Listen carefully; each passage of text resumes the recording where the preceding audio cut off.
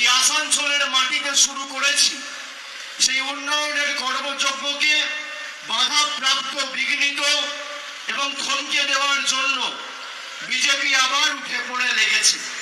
যাকে প্রার্থী করেছে 5 বছর আগে বর্ধমান দুর্গাপুরের প্রার্থী হয়েছিল, তার 5 বছর আগে দার্জিলিং এর প্রার্থী হয়েছিল।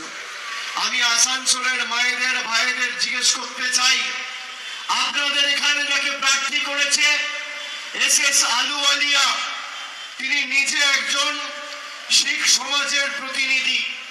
এই বিজেপির নেতারা বাঙালিকে দেখলে রোহিঙ্গা বলে, সংখ্যালঘু মুসলিমকে দেখলে পাকিস্তানি বলে, আর শিখেদের দেখলে খালিস্তানি বলে।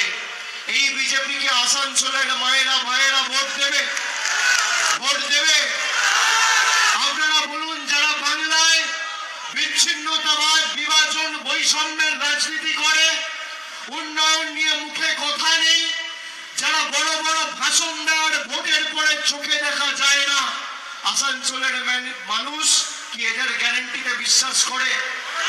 2014 সালে মোদিজি প্রধানমন্ত্রী হয়নি, আসানসোলে সভা করতে এসে আসানসোলের পোলো গ্রাউন্ডে বলেছিল মুঝে বাবুল চাইয়ে, আর সেই বাবুল সুপ্রিয় মোদিজির হাত ছেড়ে তৃণমূলের হাত ধরে জয় বাংলার স্লোগান দিয়ে দিদির গ্যারান্টিতে বিশ্বাস করেছে। আমি আপনাদের জিজ্ঞেস করতে চাই, যারা 5 বছর ধরে বাংলার মানুষকে পেটে ভাতে মারার চক্রান্ত করেছে, তাদেরকে আগামী 13ই মে উচিত শিক্ষা দেবেন, হ্যাঁ কি না? কি মায়েরা ভাইয়েরা, উচিত শিক্ষা দেবেন, হ্যাঁ কি না? যারা বাংলার গরিব মানুষের আবাসের টাকা বন্ধ করে রেখেছে, তাদের উচিত শিক্ষা দেবেন, হ্যাঁ কি না? যারা গরিব মানুষের মহিলাদের লক্ষ্মীর ভান্ডার বন্ধ করতে চায়, তাদের উচিত শিক্ষা দেবেন, হ্যাঁ কি না? জোরে বলুন, হ্যাঁ কি না? যারা আসানসোলের মাটিকে অশান্ত করতে চায়, ভাইয়ে ভাইয়ে বিভাজন তৈরি করে নিজের স্বার্থ চরিতার্থ করতে চায়, তাদের উচিত শিক্ষা দেবেন, হ্যাঁ কি না? আপনারা গত 7-10 দিনে ইতিমধ্যেই দেখেছেন বাংলাকে কিভাবে কলঙ্কিত করার ষড়যন্ত্র বিজেপি করেছিল। সন্দেশখালী নিয়ে যারা গলা ফাটিয়েছিল, আজকে সন্দেশখালীর মায়েরা বলছে যে আমাদের জোর জবরদস্তি সাদা কাগজে সই করিয়ে মিথ্যে ধর্ষণের অভিযোগ করিয়ে বিজেপি জোর জবরদস্তি কমপ্লেন জমা করেছিল, কোনো ধর্ষণ হয়নি। আপনারা দেখেছেন সেই ভিডিও? দেখেছেন? আমি আসানসোলের ভাইদের জিজ্ঞেস করতে চাই, সন্দেশখালীর অপমান বাংলার অপমান, আর বাংলার অপমান আসানসোলের অপমান, হ্যাঁ কি না? যারা মহিলাদের 2000 টাকার বিনিময়ে মিথ্যে কমপ্লেন করিয়েছে, বাংলার নাম, বাংলার মর্যাদা, বাংলার সম্মান সারা দেশের কাছে ছোট করেছে, এই বিজেপিকে, বাংলা বিরোধী বিজেপিকে উচিত শিক্ষা দেবেন, হ্যাঁ কি না? খালি শত্রুঘ্ন সিনহাকে ভোট দিয়ে জেতালে হবে না, ব্যবধানটা 2022-এর উপনির্বাচনের থেকেও বেশি ভোটে জেতাতে হবে। আজকে আমি আমার মনোনয়ন জমা দিয়েছি। মনোনয়ন জমা দিয়ে আমি অন্য কোথাও যাইনি, আমি আসানসোলের মাটিতে এসেছি আপনাদের কাছে সমর্থন, আশীর্বাদ চাই। আমি আপনাদের কথা দিচ্ছি, যেভাবে আমি ডায়মন্ড হারবারে একজন জনপ্রতিনিধি হিসেবে গত 10 বছর কাজ করে ডায়মন্ড হারবারকে দেশের মধ্যে 1 নম্বর করেছি, আগামী দিন আসানসোলের দায়ভার আমি আমার কাঁধে তুলে নিচ্ছি। আপনারা আগামী 13 তারিখ, যে 13 তারিখ বাংলায় পরিবর্তন এসেছিল, সেই 13 তারিখ আপনারা ভোট দিয়ে দিল্লিতে পরিবর্তন আনবেন, এবং দিল্লির পরিবর্তন শুধু সময়ের অপেক্ষা। আমি 3 মাস ধরে রাস্তায় রয়েছি, আমি মানুষের চোখের মুখের ভাষা বুঝি। মোদিজি 10 দিন আগে सभा করে বলেছিল अभी तो मेरा सरकार ने ट्रेलर दिखाया पिक्चर अभी बाकी है। আমি আসানসোলবাসীকে জিজ্ঞেস করতে চাই 10 বছরের মোদিজির সরকারের ট্রেলারে আপনি কি দেখলেন? 400 টাকার রান্নার গ্যাস 1100 টাকা, 40 টাকার ডিজেল 92 টাকা, 50 টাকার পেট্রোল 100 টাকা, 3 টাকার ডিম 7 টাকা, 100 টাকার চা পাতা 280 টাকা কেজি, 22 টাকা 25 টাকা দুধের লিটার ছিল, আজকে 55 টাকা 60 টাকা লিটার। ডালের দাম ছিল মুগ মুসুরের ডাল 50 টাকা 60 টাকা কেজি, সেখান থেকে বেড়ে আজকে 170-80 টাকা কেজি। রসুন ছিল 70 টাকা কেজি, আজকে 180 টাকা, আজকে 430 টাকা কেজি। এরপরেও আপনারা সিনেমা দেখতে চান?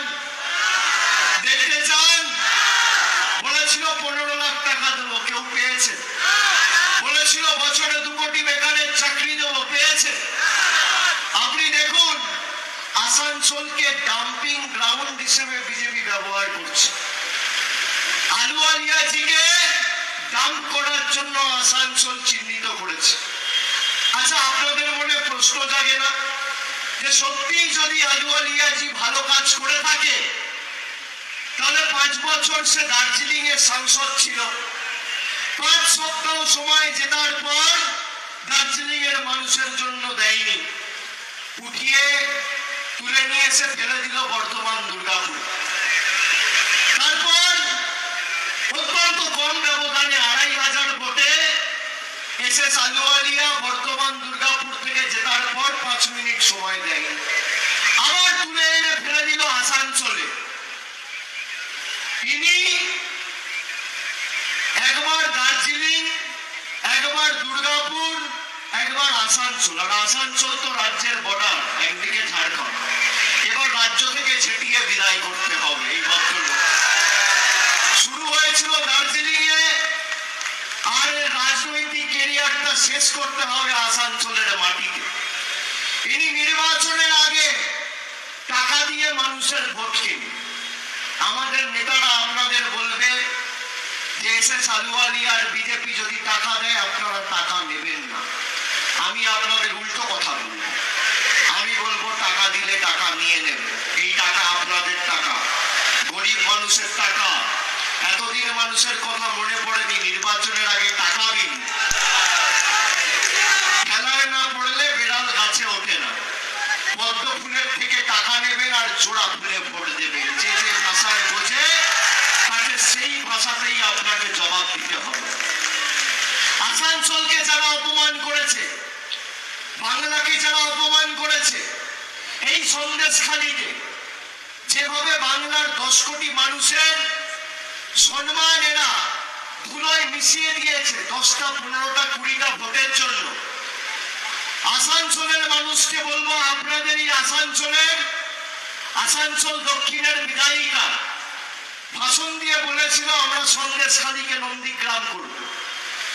শুভেন্দু অধিকারীর লেজুর মেদিনীপুরে দাঁড়িয়েছে, গোহারা হারবে, তারপর আসানসোলে ঢুকতে দেবেন না। বাংলার সাথে যেভাবে এরা প্রতারণা করেছে, 10 বছর ধরে বাংলার টাকা বন্ধ। এই যে দোকানদাররা দোকান করছে, ব্যবসা বাণিজ্য করছে, ছোট বড় মাঝারি ব্যবসায়ী, জিএসটির কারণে আজকে দেশ অর্থনৈতিকভাবে দেউলিয়া হয়ে গেছে। গরিব মানুষ রান্নায় ব্যবহার করে জিরের উপর মোদী সরকার জিএসটি বসিয়েছে 18%, আর বড় লোকদের বাড়িতে থাকে হিরের উপর জিএসটি হচ্ছে 0। এই গরিব বিরোধী, জনবিরোধী বিজেপি সরকারকে আগামী দিনে একটা ভোটও দেবেন না।